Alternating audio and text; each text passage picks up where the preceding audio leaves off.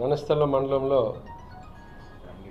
ఒక గ్రామంలో ఒక మైనర్ బాలిక మీద అగ్రవేటివ్ పెనిట్రేటివ్ సెక్సువల్ అసాల్ట్ చేసినటువంటి ఒక కేసులో ఈరోజు నారు ప్రసాద్ అనేటువంటి ఒక వ్యక్తిని అరెస్ట్ చేయడం జరిగింది. అతను కూడా బంటింపల్లి గ్రామం, రణస్థలం మండలం. ఆయన ఒక ప్రైవేట్ కంపెనీలో పనిచేస్తున్నాడు. ఆయన ఎన్ఎంఆర్ కింద పనిచేస్తున్నాడు. ఈ పండగ సంక్రాంతి పండగ ముందు ఆ భోగి రోజున ఆ సమయంలో అక్కడ పిల్లలందరూ కూడా ఆడుకుంటున్నారు. అందులో ఒక 8 సంవత్సరాల వయసు ఉండి 4వ తరగతి చదువుతున్నటువంటి ఒక పిల్లని అతను అక్కడ ఉన్నటువంటి సచివాలయం బిల్డింగ్ పైకి తీసుకెళ్ళి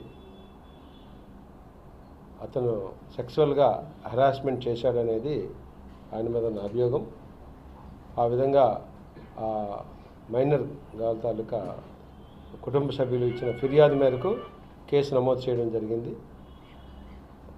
దాంట్లో ఆమె 12 సంవత్సరాల లోపు ఉన్నటువంటి మైనర్ గర్ల్ పైన అత్యాచారం జరిగితే దర్యాప్తు డిఎస్పీ చేయాలి కాబట్టి I have taken that further investigation. ఆ కేసులో పూర్తి స్థాయిలో దర్యాప్తు చేయడం జరిగింది. నేరస్థానాన్ని పరిశీలించడం, సాక్షులందరినీ విచారణ చేస్తే ఆ రోజు అతను వాళ్ళకి పప్పలు, చాక్లెట్లు, బిస్కెట్స్ కొనిస్తానని చెప్పడం, ఇందులో ఒక అమ్మాయిని సచివాలయం పైకి తీసుకెళ్ళి తను ఆ అమ్మాయి మీద అత్యాచారం చేయడం అనేది వాస్తవంగా రుజువైనందున అతను అరెస్ట్ చేశాము. ఈరోజు కోర్టు ముందు హాజరుపరుస్తున్నామండి. కాకపోతే కొన్ని మీడియాలో రాజకీయంగా అంటున్నారు. అతనికి మాకు తెలిసి అయితే ఎటువంటి పార్టీల పరంగా ఏమీ లేవు. ఇది రాజకీయ కోణం ఏమీ లేదు.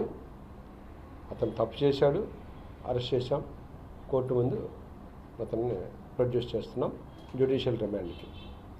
అంతే తప్ప అతను ఒక పార్టీకి చెందినవాడని వేరే పార్టీ వాళ్ళు అతనికి ఏదో రాజమర్యాదలు చేసినట్టుగా ఒక మీడియాలో కథనం వచ్చింది. అది అవాస్తవం.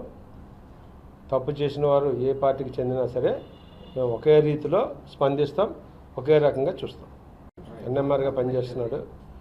తల్లిదండ్రులందరికీ ఒకటే అప్పీలు, దయచేసి మీ పిల్లలు ఎక్కడికి వెళ్తున్నారు, ఆడుకోవడానికి వెళ్ళినప్పుడు ఎక్కడికి వెళ్తున్నారు, ఎవరెవరితో తిరుగుతున్నారు అన్నది తల్లిదండ్రులు దయచేసి మీ పిల్లల్ని ఎప్పుడు కనిపెట్టుకుని ఉండాలి. ఎందుకంటే ఊళ్ళో అందరూ ఒకే రకంగా ఉండరు. కొన్ని ఈ రకంగా కూడా సెక్షువల్లీ పర్వర్టెడ్ పర్సన్స్ ఎక్కడైనా ఉండొచ్చు. కాబట్టి ఎప్పటికప్పుడు తల్లిదండ్రులు కూడా వారి పిల్లల మీద కొంచెం గమనించుకోవాల్సిందిగా నా తరపున ఒక రిక్వెస్ట్, ఒక అప్పీల్.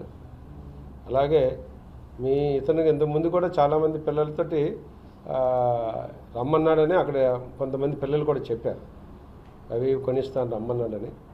దాని మీద కూడా వెరిఫై చేస్తున్నాం, దర్యాప్తు చేస్తున్నాం.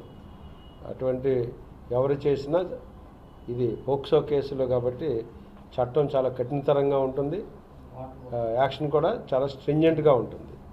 కాబట్టి అటువంటి పొరపాటు ఎవరు చేయొద్దు అన్నది మా రిక్వెస్ట్. తల్లిదండ్రులు కూడా ఆ విధంగా పిల్లల పట్ల ఎప్పటికప్పుడు జాగ్రత్తగా ఉంటూ వాళ్ళు చేసే ప్రతి పనిని కూడా కొంచెం అబ్జర్వ్ చేయవలసిన బాధ్యత తల్లిదండ్రులు కూడా ఉందని. ఆయనది 20 నుండి 23 సంవత్సరాలు ఉంటుంది.